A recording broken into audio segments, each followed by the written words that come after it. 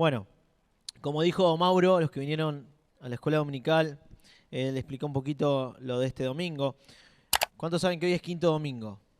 Si no sabías, te estás enterando ahora. No es ni mala ni buena la noticia, es la noticia nomás. Pero los quintos domingos como congregación estamos dedicándoselo para pensar, para reflexionar sobre el propósito global de Dios, sobre la misión global que la Iglesia de Cristo, vos y yo, tenemos. Tenemos una responsabilidad. Y lo hicimos tanto en la escuela dominical con los niños, con los adolescentes, con los jóvenes y los adultos. Tuvimos hoy, más tempranito, con Mauro, nos dirigió un poquito en esta lección, esta clase, y veíamos un poquito ese desafío, ¿no? De ver un Dios, ese Dios creador que venimos viendo cada domingo, pensando también en que es un Dios que tiene en su corazón todas las familias de la tierra. Dios no es un Dios exclusivo, un Dios elitista. Dios es un Dios que tiene en su corazón todas las naciones. Y me gustaría comenzar, si bien no es que no lo venimos haciendo, de hecho, algo que pensaba en lo que venimos viendo sobre la teología bíblica desde el Génesis, algo que estamos recalcando es que la idea de Dios, y lo vemos desde el Génesis, desde el principio, es tener una familia grande, inmensa, que refleje la imagen de ese Dios del cielo, ¿no?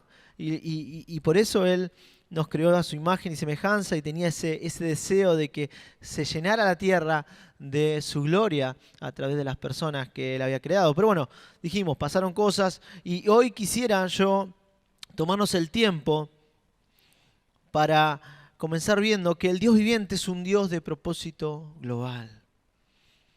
Es un Dios de propósito global. Y no nos vamos a ir del Génesis, vamos a seguir en el Génesis. Un poquito más adelante vamos a tomar la historia del llamamiento de Abraham en Génesis capítulo 2, así que si querés me podés acompañar. Y nuestra historia comienza hace 4000 años atrás con un varón llamado Abraham, o mejor dicho, Abram, hasta ese momento, cuando fue llamado, sin esa AM al final. Y es llamado por Dios, y es interesante que podamos comprender estos pasajes, y ahora vamos a ver por qué. Génesis 12, del 1 al 3, dice: el Señor le dijo a Abraham, deja tu tierra, tus parientes y la casa de tu padre, y vete a la tierra que te mostraré. Haré de ti una nación grande, y te bendeciré. Haré famoso tu nombre, y serás una bendición. Bendeciré a los que te bendigan, y maldeciré a los que te maldigan. Por medio de ti serán benditas todas las familias de la tierra. Dios hizo una promesa, y una promesa combinada. Eso vamos a ver, vamos a desarrollar el día de hoy. Ahora es indispensable entender esa promesa para entender la Biblia. Si no entendemos esta promesa, no vamos a comprender la Biblia y la misión cristiana. Así de importante y relevante son estos pasajes. Ahora, estos son quizás los versículos más incluyentes en la Biblia. Todo el propósito de Dios está encerrado en ellos, en 3 versículos. Ahora, lo primero que vamos a hacer es considerar el marco en el cual Abraham fue llamado, el contexto en el cual Abraham fue llamado. Después vamos a analizar y a considerar, y vamos a dividir en 2 partes el mensaje. La primera, vamos a hablar sobre la promesa. ¿Qué es lo que Dios le promete a Abraham? Y lo segundo, vamos a ver el cumplimiento de esas promesas. Cómo Dios guardó y guarda y cumple esas promesas dadas a Abraham. Ahora, Abraham es llamado en un contexto medio extraño y el pasaje, de hecho, arranca: el Señor le dijo a Abraham. Ahora, nos deberíamos preguntar, ¿qué Señor? ¿Qué Señor está llamando a Abraham? ¿Y quién es este Abraham al que Dios está llamando, ¿no? El pasaje arranca medio brusco, como sin darnos mucha información, directo a. Ahora, estas palabras no surgen de la nada. Detrás de estas palabras hay muchas cosas. Ahora, los 11 capítulos anteriores conducen a este momento. Y los demás pasajes y toda la Biblia las va a seguir y las cumple.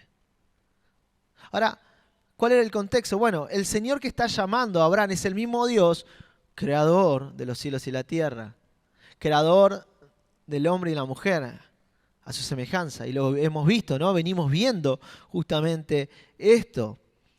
Ahora, esto me gusta, Porque nunca debemos perder de vista que la Biblia comienza con el universo, no con la tierra. Luego sigue con la tierra, no con Israel, no con Palestina. Luego con Adán, padre de la raza humana, no con Abraham, padre de la nación de Israel. Dios es un Dios grande, majestuoso, que va de mayor a lo más específico. Pero Dios es el Dios de toda la historia. Dios es el Dios de todo el universo. Ahora, tampoco debemos suponer que Dios escogió a Abraham y a su descendencia porque perdió interés en los otros pueblos. No. Y algo hablaba un poquito Mauro a la mañana. A veces nos confundimos, ¿no? La elección no es sinónimo de elitismo. Y a veces nos pasa, tenemos ese síndrome nosotros los cristianos, ¿no? Al contrario, como vamos a ver en breves momentos, escogió un hombre y a su familia para que por medio de ellas pudiera bendecir a todas las familias de la tierra. Por tanto, estamos expuestos a ser gravemente ofendidos cuando se nos relega el cristianismo, cuando ponen al cristianismo como una religión más en los libros religiosos del mundo. No es una religión más. O cuando dicen el Dios de los cristianos como si hubiera un montón de dioses. No, hay un solo Dios verdadero y que se ha manifestado plena y definitivamente en su Hijo Jesucristo. Ahora, el monoteísmo, por eso lo digo, es la base de la misión. Tal como dice 1 Timoteo 2:5, hay un solo Dios y un solo mediador entre Dios y los hombres, Jesucristo, hombre. Ahora, el relato del Génesis avanza desde la creación de todas las cosas, incluye la creación del hombre y de la mujer, pero también ahí está el relato de la rebeldía de estos seres humanos contra el Creador y el juicio que viene sobre estos personajes, y ahí también estábamos nosotros, de parte de Dios. Y el relato sigue, inclusive ahí también está esta promesa del Evangelio en Génesis 3:15, que de la descendencia de la mujer vendría aquel que aplastaría la cabeza de la serpiente. Todo eso viene relatando el Génesis. Luego los ocho capítulos que siguen, del Génesis 4 al 11, relata las devastadoras consecuencias de las decisiones de Adán y Eva. Familias destruidas, asesinato en medio de la familia. Todo volvió como Génesis 1:2. ¿Cómo estaba?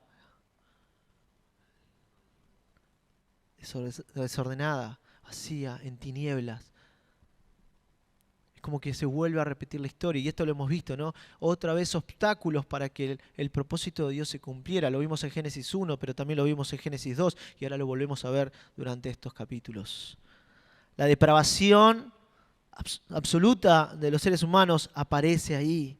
Y este fue el marco en el que Abraham fue llamado y la promesa de Dios llegaron a este hombre. Por todas partes prevalecía la oscuridad, las tinieblas, la descomposición moral, la dispersión. De manera progresiva la sociedad se iba desintegrando, pero aún así Dios no deja de tener el control. Porque Dios es el Dios de la historia. Porque Dios es un Dios soberano que lleva todo hacia sus propósitos finales. Y es así que elige a Abraham para volver a comenzar una historia. La historia de Dios, la historia de la bendición que iba a ser desparramada por todo el mundo. Ese es el contexto. Y seguramente sea tu contexto y mi contexto en el cual fuimos llamados por la gracia de Dios, ¿no? Y eso se repite, y lo venimos viendo, es un patrón en la Biblia, y ahora también lo vamos a ver en la vida de Abraham. Ahora, dijimos que era una promesa combinada. ¿Cuál fue entonces la promesa que Dios le hizo a Abraham? Era una promesa combinada. ¿Por qué una promesa combinada? Y ahora vamos a ver. Porque es elaborada, hay 3 elementos por lo menos en el cual Dios promete traer algo. Una es la promesa de la tierra. Al parecer el llamado de Dios a Abraham llegó en 2 partes. Una, cuando estaba en Ur de los Caldeos. Otra vez se repite el patrón. Ur de los Caldeos era un pueblo pagano, pecador, que había oscuridad. Y de ahí saca Dios a Abraham. Así como Dios sacó a Adán, ¿recuerdan? Del polvo de la tierra, donde no había vida. La intervención de Dios estuvo ahí, agua y espíritu, y lo puso en un lugar para que pudiera producir. Lo mismo pasa con Abraham. Lo saca de Ur de los Caldeos, un lugar donde no había vida y lo trae para que produzca a través de él la vida de Dios, la bendición del cielo hacia todos. Ahora, esto aparece en Génesis 11:31. La idea no es profundizar en los pasajes, vamos a hacer un pantallazo, es el primer quinto domingo, pero para que tengamos idea que tenemos ese Dios que está en todos los detalles. Y después, una vez que muere el padre de Abraham, Dios vuelve a hablar con él, vuelve a recordar y hace ese doble llamado en el capítulo que leímos recién. Ahora, Abraham debía abandonar su propia tierra, a cambio Dios le iba a mostrar otro lugar, otro país. Después de que Abraham con generosidad le permitió a su sobrino Lot elegir el lugar, ¿recuerdan? Salieron todos juntos. Abraham le dice a Lot, bueno, elegí dónde querés. Y Lot eligió el peor lugar, ¿no? Para ver si están acá conmigo. ¿Qué eligió Lot? El lugar más fértil, en el Valle del Jordán. Lo mejor de lo mejor eligió Lot. Pero bueno, aún así, en Génesis 13, 14 y 15, Dios le dijo a Abraham, levanta la vista desde el lugar donde estás, mira hacia el norte, hacia el sur, hacia el este, hacia el oeste. Yo te daré a ti y a tu descendencia para siempre toda la tierra que abarca tu mirada. Dios le prometió una tierra a Abraham. Pero también le prometió posteridad, o sea, descendencia. En los pasajes que leímos recién. Está en la placa que sigue, si no mal recuerdo. Dice, tendría que abandonar su parentela. Porque eso dice, no, deja a tu tierra y a tu parentela, al lugar donde yo te mostraré. Pero tendría que dejar a su padre, a su madre, debería dejar a su parentela. Y a cambio de la pérdida de su familia, Dios haría de él una gran nación. Y más adelante indica Dios y le cambia el nombre. Abraham, ¿qué significa? El primer nombre que vemos en la Biblia. Ahí. ¿Qué significa Abraham? Sin la A y la M.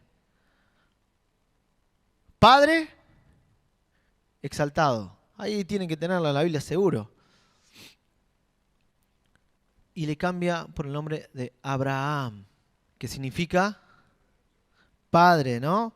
De las naciones o padre de una multitud, porque Dios le dijo en Génesis 17:5, te he confirmado como padre de una multitud de naciones. Dios le concedió a Abraham otra ayuda visual. ¿Recuerdan cuál es? Lo sacó una noche estrellada en medio del desierto, sin ninguna luz artificial, así que imagínense ese lugar. Y le dijo, mirá las estrellas, mirá para arriba, y empezá a contarlas. Me lo imagino, ¿no? No voy a hacer el chiste de 50, no lo voy a hacer. Imposible contar las estrellas. Bueno, Dios le dijo, así de numerosa será tu descendencia. Wow. Ahora lo llamativo de todo esto es que Abraham tenía unos cuantos años. Cuando digo unos cuantos años, digo 80 años. Y su mujer también, y no tenían ni siquiera un hijo. Y Dios le dice, así va a ser tu descendencia como las estrellas de los cielos. ¡Wow! Pero ¿qué pasó? Abraham le creyó a Dios. Se miró y dijo, yo la verdad que no lo veo por ningún lado, pero puso su fe en Dios. Y Dios le contó como justicia. Lo reconoció como justo. Génesis 15, del 5 al 6. Ahora dijimos, Dios le prometió tierra, Dios le prometió posteridad, descendencia, pero también Dios le prometió bendición. Bendición, ¿qué palabra esta? Las palabras bendecir y bendición aparecen 5 veces en 2 versículos, en el 2 y en el 3 del capítulo 12 que acabamos de leer. Y usando la expresión, y Dios le dice que lo iba a bendecir, pero esa bendición no iba a ser solamente para él, sino que iba a ser desbordada para toda la humanidad. Te bendeciré, le dijo Dios. Dios ya había aceptado a Abraham como justo. Usando la expresión del Nuevo Testamento, fue justificado por medio de la fe. Y no se puede conseguir mejor o mayor bendición que esa, ¿no? A veces nosotros pensamos bendición, pensamos en cuestiones materiales, pensamos en situaciones económicas, de estatus. La bendición más grande que Abraham tenía era poder ser parte del pueblo de Dios. Tener la presencia de Él en su vida, su cobertura, su cuidado. Y en Génesis 17, 7, 8, Dios le dice esto, estableceré mi pacto contigo y con tu descendencia como pacto perpetuo por todas las generaciones. Yo seré tu Dios. Esa es la bendición más grande que Abraham podía tener. Que Dios, el Dios de los cielos, el Dios 3 veces santo, sea Dios de él. De un expagano, de alguien insignificante. Y aún así Dios dice, esto se trata de mí y yo te elijo a vos. Dice, y el Dios de tu descendencia, seré su Dios. Y le dio la circuncisión como signo externo de este pacto de gracia o promesa de que sería su Dios. Y ahí es la primera vez que se oye en la Escritura la fórmula del pacto. ¿Cuál es la fórmula del pacto? Yo seré tu Dios y ellos serán mi pueblo. De eso se trata la bendición de ahí. Ahora, esa es la bendición. Ahora, esa promesa que Dios le da a Abraham tiene su cumplimiento progresivo. Y esto es importante que lo entendamos. Hay una tierra, una posteridad, una bendición, pero ¿qué tiene todo que ver? ¿Qué tiene que ver esto con la misión de Dios? ¿Qué tiene que ver esto con sus propósitos? Y sí, tiene que ver mucho y ahora lo vamos a ver a medida que vayamos avanzando. Ahora, el tema del cumplimiento de las profecías del Antiguo Testamento es una cuestión difícil a veces, ¿no? Vemos las profecías, vemos las promesas en el Antiguo Testamento y decimos, bueno, ¿esto cuándo se cumple? ¿Se cumplió? ¿Se va a cumplir? Bueno, ¿cómo es esto? Bueno, los mismos escritores del Nuevo Testamento entendieron que la profecía del Antiguo Testamento no tenía normalmente un solo cumplimiento, sino que tenían 3 cumplimientos. ¿Cómo es eso? Sí. En el pasado, de una forma inmediata, en el presente y en el futuro. En el pasado fue un cumplimiento inmediato histórico en la vida de la nación de Israel por medio de Abraham. Se cumplieron muchas de las cosas, ahora las vamos a ver. Pero también estas promesas que Dios le hace a Abraham se cumplen hoy en el presente, en el Evangelio de Jesucristo y su iglesia. Hoy vos y yo estamos siendo beneficiarios y estamos cumpliendo, Dios está cumpliendo a través de nosotros esa promesa que Dios le hace a Abraham. Pero también hay un cumplimiento futuro que tiene que ver con el cumplimiento definitivo escatológico en el nuevo cielo y la nueva tierra. Apocalipsis. Ahora vamos a hacer un breve repaso. El cumplimiento histórico, inmediato. Esto se cumple, dijimos, en la vida de los descendientes físicos de Abraham en el pueblo de Israel. Por ejemplo, la posteridad. La promesa de Dios a Abraham de una posteridad numerosa, de hecho incontable, le fue confirmado a Isaac. Lo mismo que Dios hace con Abraham, lo hace con Isaac. En Génesis 26:4 dice, como las estrellas del cielo. Pero también lo hace con Jacob. En Génesis 32:12 le dice, como la arena del mar. Va cambiando los escenarios, pero sigue siendo la misma esencia, el mismo mensaje. Va a ser numerosa, incontable tu descendencia. Y la promesa se fue cumpliendo paulatina y literalmente. Y voy a dar 3 ejemplos de esta promesa cumplida. La primera fase abarca los años de esclavitud. ¿Recuerdan Israel en Egipto?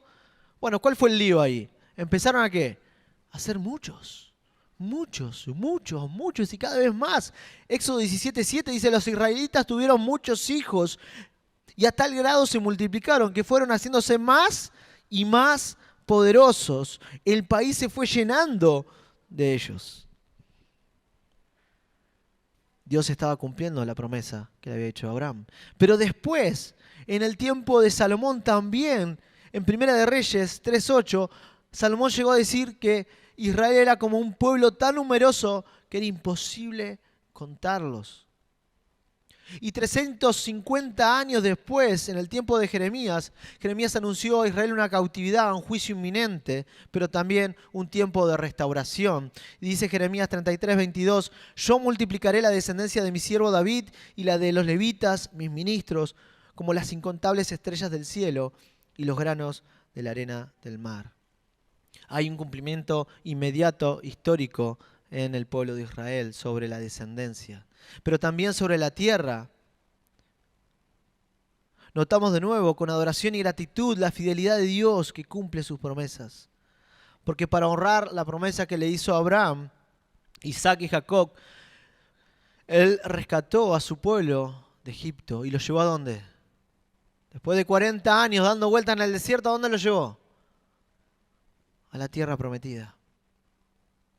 Y ahí hay un cumplimiento. Y luego se la devolvió 700 años más tarde, luego de la cautividad de Babilonia. Pero aún así fue un cumplimiento parcial. Porque fíjense que dice Hebreos capítulo 11, versículos 9, 10 y 13. Por la fe se radicó como extranjero en la tierra prometida y habitó en tiendas de campaña con Isaac y Jacob, herederos también de la misma promesa. Está hablando de Abraham. Porque esperaba la ciudad de cimientos sólidos, de la cual Dios es arquitecto y constructor. Versículo 13. Todos ellos vivieron por la fe y murieron sin haber recibido las cosas prometidas. Más bien, las reconocieron de lejos y confesaron que eran extranjeros y peregrinos.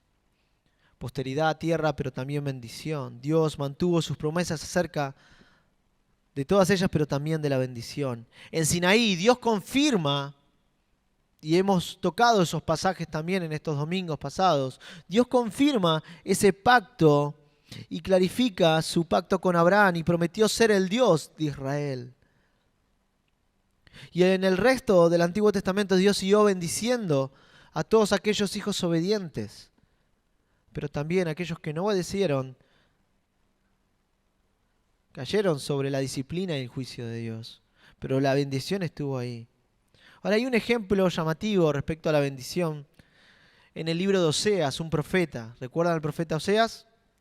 Siempre lo reconocemos por alguna característica especial de su esposa. Ahora, Dios le dice a Oseas que le ponga nombres a sus hijos referente al juicio que iba a venir de parte de Dios al pueblo de Israel. Y a él le nacieron 3 hijos. Al primero, que fue un varón, le puso Jezreel, que significa Dios esparcirá. Dios estaba cansado de la maldad del pueblo de Israel. Dios se va a caer el juicio y los voy a desparramar por todos lados. Luego tuvo una hija a quien le puso por nombre Lo-Ruhama, que significa indigna de compasión, ya que Dios había dicho que no se compadecería ni perdonaría más al pueblo de Israel. Estaba cansado ya Dios de su mismo pueblo. Y al tercer hijo, un hijo varón, le puso Lo-Amí, cuyo significado es pueblo ajeno, pues Dios dijo que ellos ya no serían más su pueblo. Qué nombre, ¿no? Terribles nombres para un hijo. Pero siempre había un simbolismo detrás de los nombres. Ahora, Dios no se detuvo ahí. Más allá del juicio venidero había restauración, porque Dios siempre piensa en bendición para la humanidad. Siempre Dios piensa en restauración, en remendar, en levantar. Dios no es un Dios malvado que quiere que todo nos vaya mal. Al contrario, Dios quiere bendecir a las familias de la tierra. Dios quiere rescatar a aquel que está perdido. Quiere sacar a aquel que está en tinieblas y ponerlo en el reino de la luz. Y vino a palabra a Oseas y le dijo: con todo, los israelitas serán tan numerosos como la arena del mar, que no se puede medir ni contar. Aún en medio de toda esa situación, Dios tiene misericordia de ellos.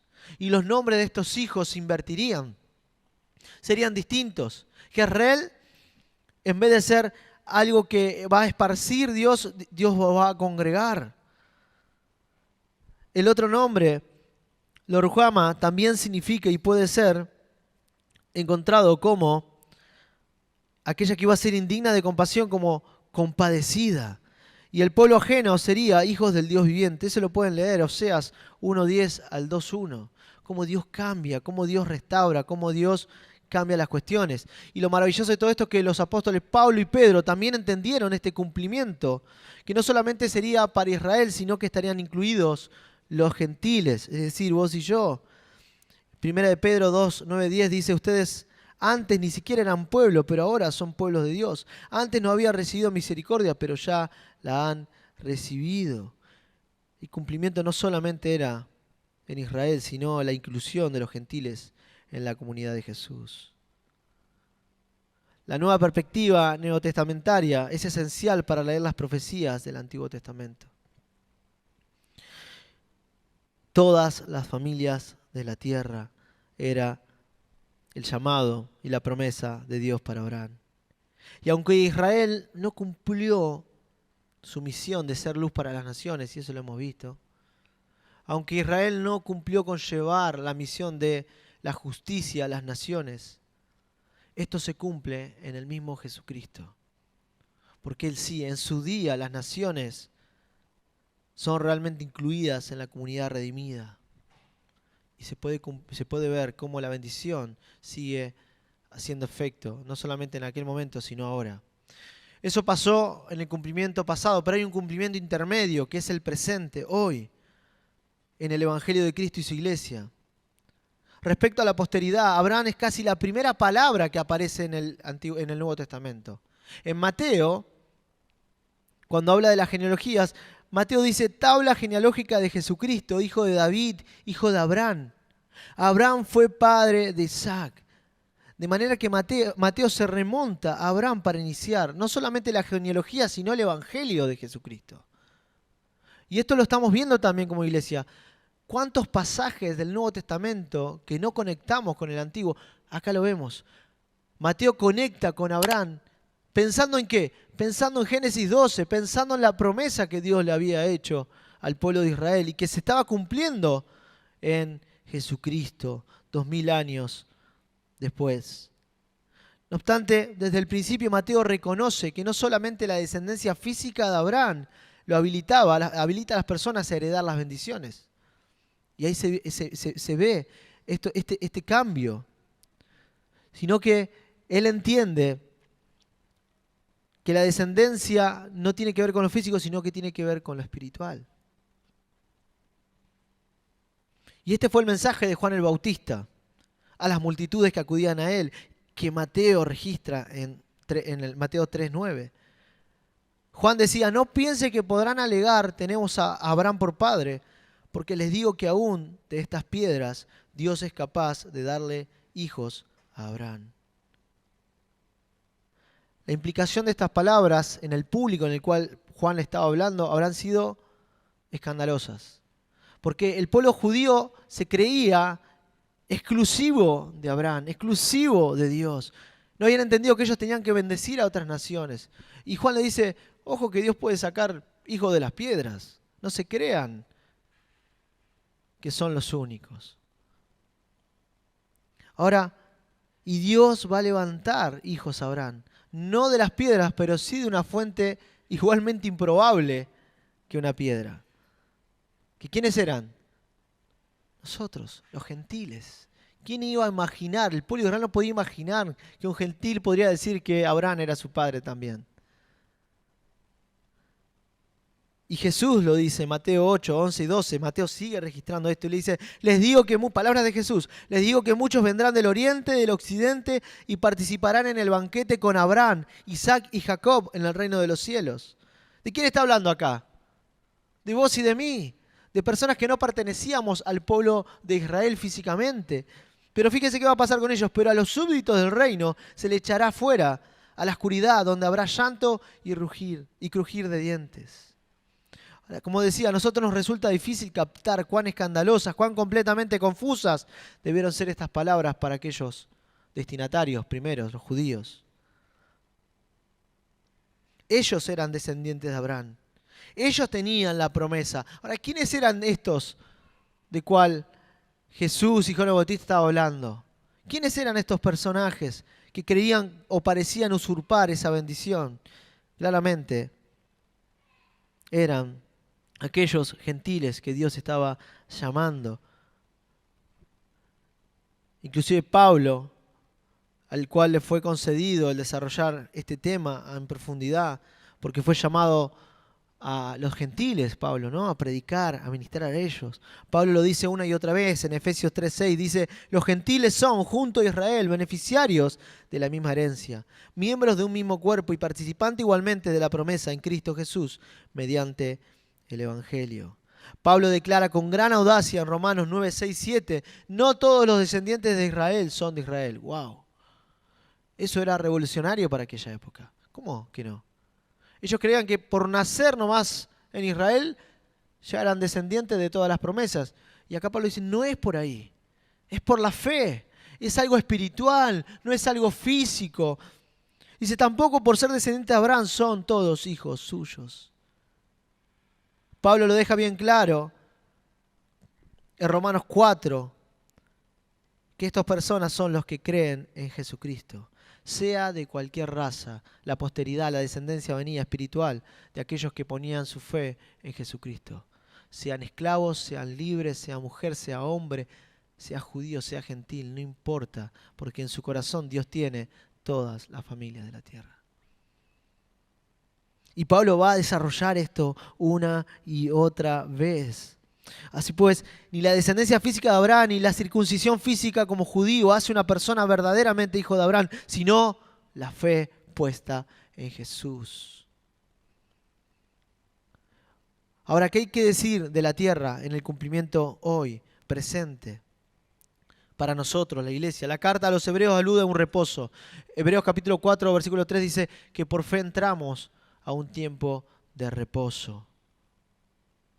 Romanos 4:13, Pablo alude a la promesa a Abraham y a su descendencia de heredar el mundo.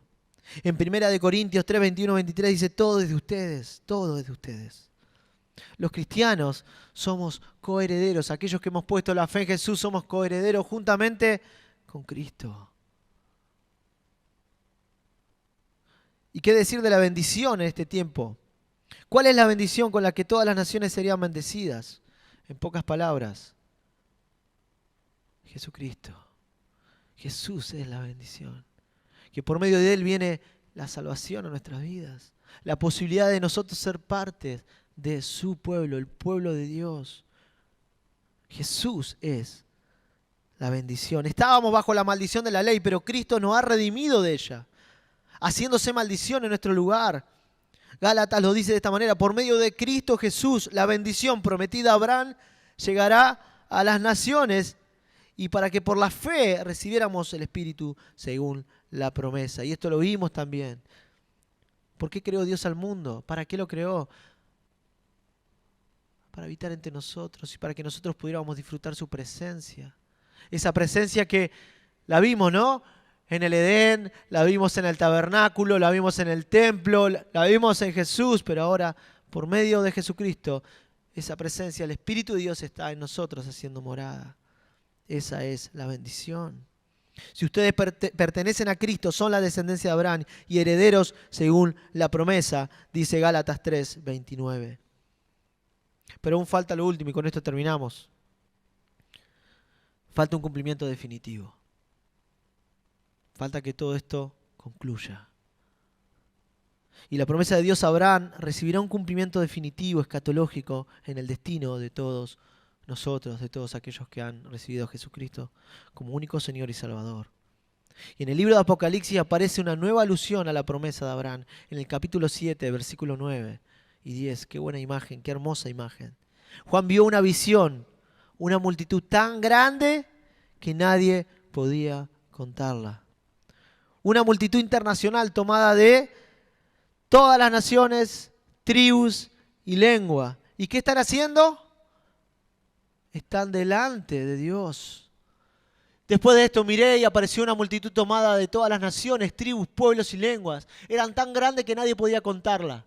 Estaban de pie delante del trono y del Cordero, vestidos de túnicas blancas y con ramas de palma en la mano, y gritaban a gran voz, la salvación viene de nuestro Dios, que está sentado en el trono, y del Cordero. Ahí está la bendición.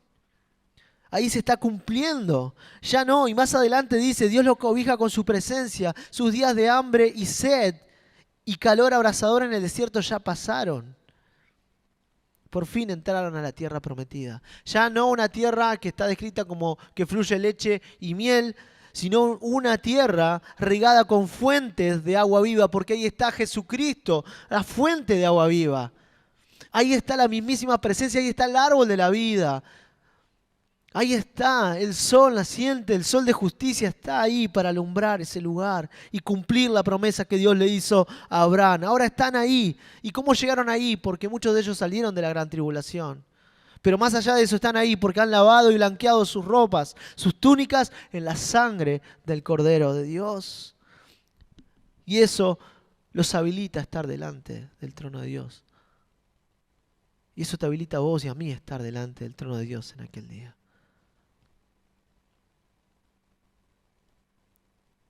Todos los elementos esenciales de la promesa pueden ser detectados acá. Posteridad, la descendencia. Vemos acá que ¿cuántos eran?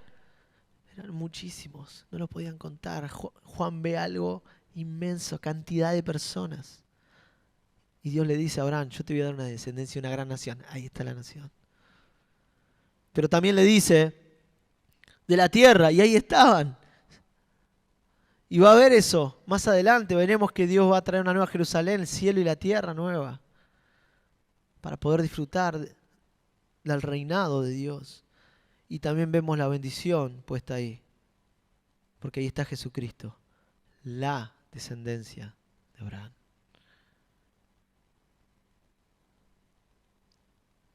Que derramó su sangre para nuestra redención y que otorga sus bendiciones a todos aquellos que invocan su nombre. Para terminar, ¿por qué ver todo esto? Y vemos a un Dios que es el Dios de la historia. Dios es el Dios de la historia. La historia no es una serie de acontecimientos al azar. Dios lleva a cabo en el tiempo un plan concebido en el pasado eterno. Y si Dios dijo, Él lo va a cumplir.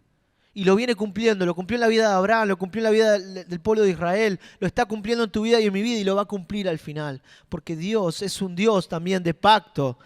Dios es suficientemente benigno como para hacer promesas y Él siempre cumple las promesas. Él dijo que iba a venir alguien a tomar nuestro lugar y vino Jesucristo a tomar nuestro lugar, a pagar el precio que nosotros merecíamos.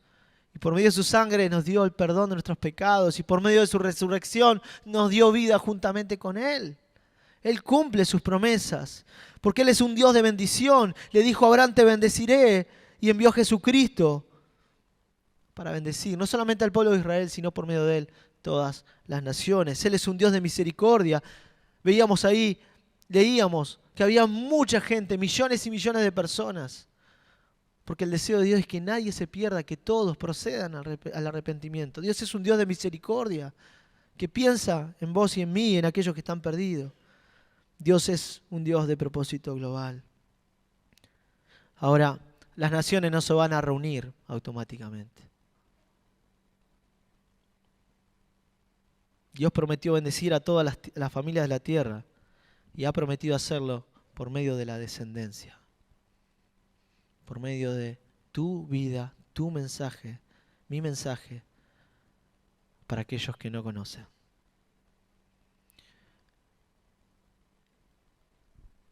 Decíamos y vemos, ¿no? Y yo me emociono cuando pienso en mucha gente siendo salva, alabando a Dios. Pero ¿cómo va a llegar esa gente ahí si nosotros no predicamos? Si nosotros no le anunciamos las buenas noticias de salvación. Dios es un Dios global, Dios es un Dios de propósito global y nos ha dado la bendición, el privilegio de extender sus manos a aquellos que lo necesitan. Dios nos ha dado una misión como iglesia. Dios le dijo a los primeros discípulos en Hechos capítulo 1:8, y vendrá el Espíritu sobre ustedes y me serán testigos. En Jerusalén, en Judea, en Samaria, hasta el último de la tierra. Y debemos llevar ese mensaje. Hay algo en nuestro corazón que tiene que encenderse y que parte de mi relación con Dios. Si yo no tengo amor por Dios, ¿cómo voy a tener amor por los otros? Y de esto se trata. De cultivar nuestra relación con Dios, de reconocer nuestros errores, nuestra incapacidad de amar a otros. Inclusive, a veces somos elitistas y elegimos a quién predicarle y a quién no. Dios no hizo eso. Dios envió a su Hijo Jesús para que muriera por todos nosotros. Y Dios nos ha dado ese privilegio. Los ángeles quieren predicar y no pueden. Que nos arda en nuestro corazón esa pasión por predicar el Evangelio a aquellos que aún no le conocen. Tanto en Rosario como hasta lo último de la tierra. ¿Por qué no Dios te va a llamar a algún lugar? Claro que sí, Dios te puede llamar a un lugar. Y hoy veíamos a la mañana qué significa ser misionero. Misionero significa ser cristiano hoy acá, a tu alrededor, en tu barrio, en tu club, con tus compañeros. Pero también pensar en aquellos donde el Evangelio no está presente. Y eso lo tratamos de hacer y eso es lo que tratamos de hacer cada domingo también. Poder pensar en extendernos hasta donde el Señor nos dé las fuerzas. Pero Dios nos ha dado una tarea. El privilegio de llevar buenas noticias a aquellos que aún no han escuchado el Evangelio de Salvación. Este es el tiempo, iglesia, de pararnos, de tomar coraje en el nombre de Jesús y de predicar de que hay salvación solamente en Jesucristo. Amén. Nos ponemos de pie y oramos.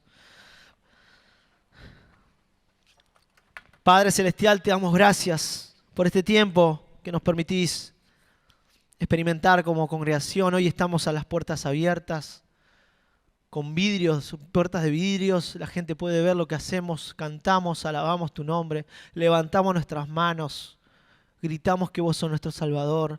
Lo hacemos con tanta libertad y con tanto gozo. Nos da alegría poder reunirnos en tu nombre, la familia de la fe.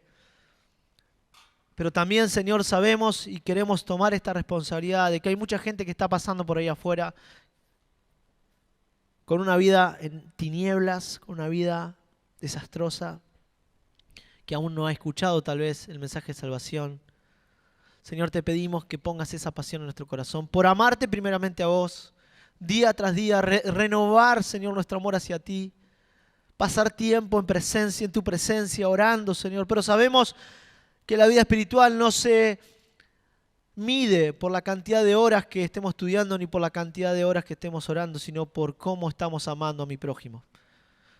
Señor, y queremos ser cristianos, hijos tuyos, apasionados por vos y apasionados por lo que a vos te apasiona, que son las personas. Señor, queremos entender el llamado que le hiciste a Abraham. Y es hermoso saber que esto depende de vos. Vos sos el que vas a hacer. Vos sos el que vas a hacer constantemente y que venís haciendo nuestras vidas. Señor, poné en nuestro corazón el hacer, la voluntad, Señor, de predicar la buena noticia a aquellos que la necesitan. Señor, que podamos predicar a tiempo y fuera de tiempo tu palabra, sin discriminar, sin ser elitistas, Señor, sabiendo la responsabilidad que tenemos, que vos nos diste la bendición, nos diste a tu Hijo Jesús para que nosotros pudiéramos bendecir a todas las familias de la tierra. Tal vez no nos toque viajar a aquellos lugares donde el Evangelio aún no está siendo predicado o es muy hostil, pero sí nos has puesto en este lugar, Señor, queremos hacerlo. Con pasión, con alegría, llevando esta buena noticia de que vos no nos has desamparado, sino que has enviado a tu Hijo Jesús para tomar nuestro lugar en la cruz, para pagar nuestros pecados y hoy nosotros poder ser parte de tu pueblo. Te alabamos, te bendecimos y sabemos que vos vas a poner en nuestro corazón esa pasión. Lo sabemos, Señor, lo sabemos. Y queremos ser, Señor, receptores, no solamente oidores olvidadizos, sino hacedores de tu palabra. Queremos hacernos cargo, Señor, del mandamiento que nos diste, sabiendo que vos nos vas a dar la fuerza, la valentía, el coraje y las palabras, Señor, para decirles a aquellos que aún no te conocen. Te alabamos, te bendecimos y te damos gracias. Gracias por esta salvación enorme que nos diste. Gracias por disfrutar de esta familia preciosa, Señor, en este lugar. Gracias, Señor. Y toda la gloria y toda la honra sea siempre para ti. Amén y amén. A Dios sea la gloria. Bueno, hermanos, Dios te bendiga. Ya te bendijo con la vida de su Hijo Jesús a bendecir a otras personas que aún no le conocen. Buen domingo.